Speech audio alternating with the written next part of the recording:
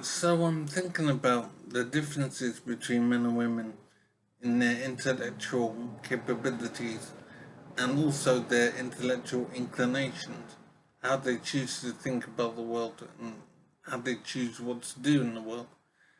And I'm wondering something. I'm wondering if men and women are very similar in terms of their brain capacity and ability to solve problems and whatever.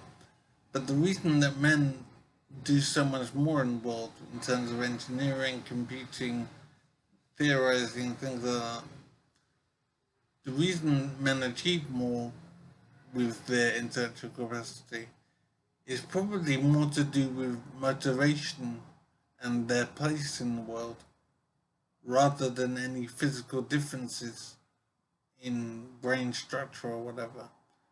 So I think women achieve less intellectually because they're less motivated to achieve. I think men are motivated to achieve more in the world because of how biology works, because they don't manufacture people in their bellies the way women do.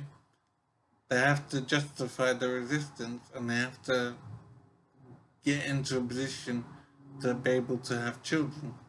So it seems to me that men have to work harder to justify their resistance. And so maybe that's the main reason why men achieve so much more in the world than women. Women have the ability to manufacture human beings in their belly, which is beyond amazing. It's just too much. And because they have this ability, there is less need for them to achieve in any other area of life. They've already justified their resistance. They've already made an impact on the world positively simply by being female.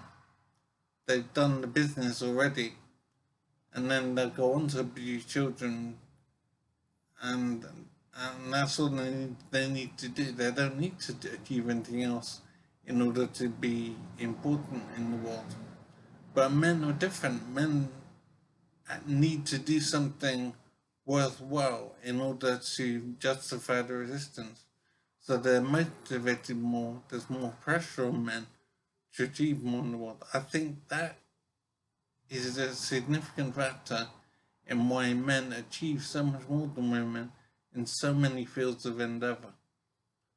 I think it's interesting that motivation seems to be the key rather than biological structure of the brain. I mean, it might be a factor as well, but I think motivation is the main difference between men and women. Men need to achieve more to justify the resistance. Women justify their resistance simply by being women and being able to manufacture human beings in their belly. So I think that's interesting, and I will think on it more. And I do think it is valid to think this way.